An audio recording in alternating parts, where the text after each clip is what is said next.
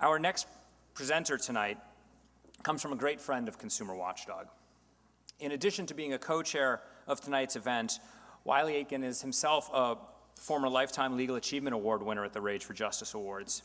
Now, he hasn't let that get to his head or anything. He continues to work hard and earn that honor. In fact, this year, Wylie secured the largest federal Torts Claim Act judgment in our nation's history.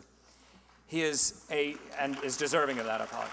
He is a confidant of national political leaders. He's the hub of Orange County's progressive politics. And he's also one of the nicest and most genuine people you will ever meet. Please welcome Wylie Aiken.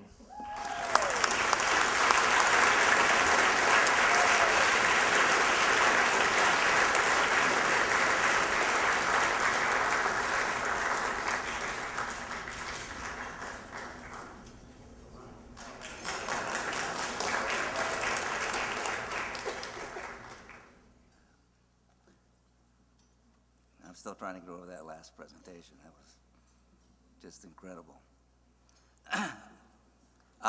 Before I start, on a more serious note, I do want to bring up a small housekeeping matter. Jamie, you sent us all these free, nice little notepads that say expose, confront, and change. My office manager has informed us that we have run out. So would you please send some, and make a note, would you?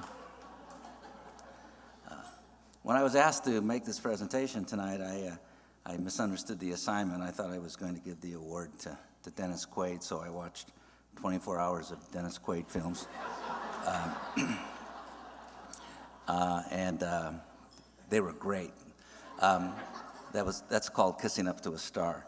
Though I have to say, Dennis, my wife and I went to the movies the other night, and we saw the previews for your new film.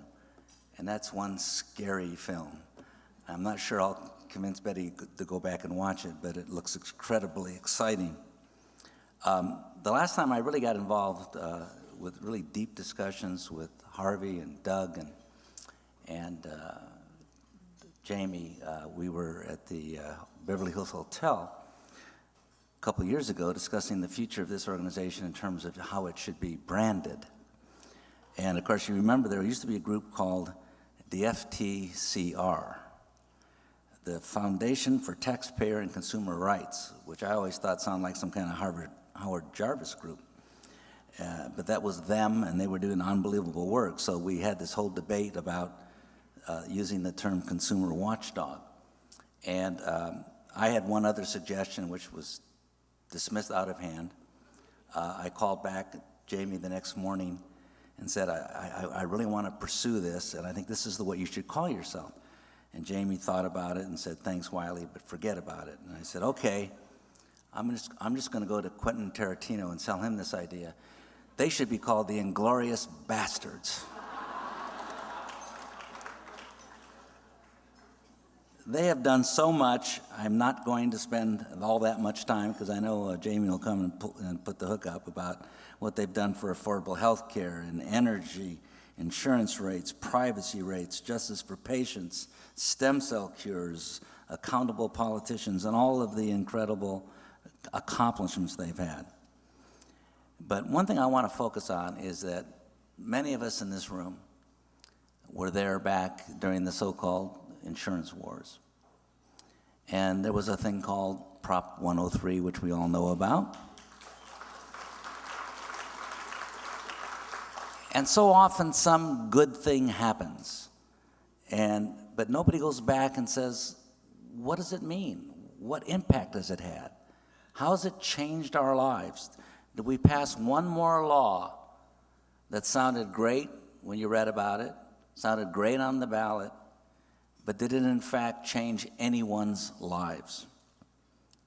Joan appropriately mentioned the fact that in the last 20 years, Prop 103 has saved $62 billion for the consumers in the state of California.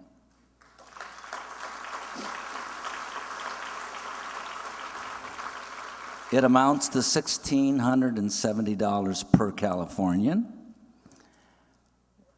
Discussing the issue of health care would In the auto industry, we have seen premiums go down 12.9% in California, while they have gone up 50% nationally. And doesn't California need some good news at this point in time? It means a savings of $3 billion per year, $250 million per month, $8 million per day, $330,000 per hour, $5,500 per minute, and $100 per second. 100, 200, 300, 400, 500. Now, I must now, on behalf of the consumer attorneys and trial lawyers, to question Harvey Rosenfeld's judgment. Because Harvey, if you had just put in a provision in the bill that said that 25% of all of the savings to Californians would be applied to consumer causes, and a contingency, we would have $15.5 billion financing these ingracious and glorious people who make things happen, and we would not have to have this dinner. But, Harvey, we love coming to this dinner. This is our source. This is our inspiration. This is our spiritual fix that all of you have brought to us through all these years. So I want to talk not about detail, but a moment to close with what I call spirit. What is the spirit of this organization? And what is their soul? They have given up incredible opportunities they could make in the private sector. Their sacrifices, hard work, and yes, I understand and appreciate low pay and dedication has made an incredible difference in all of our lives. The lawyers in this room, they shame us, but they also inspire us. When we become the comfortable, as often we do, rather than the afflictor of the comfortable, I will get a phone call from Jamie or Doug or Harvey or the rest of the team to remind us what our true goals and our true dedications should be. When some of my brethren are not here because of a trip, a vacation, they're too busy, then I, as a trial lawyer, absolutely, totally shake my head. If you are a committed advocate, then I ask a simple promise. You will be here, only required to be here, once a year. Once a year, there is only one place to be. And now, let me present a video to you which reminds all of us why we need to be here this year and every year into the future. Thank you very much.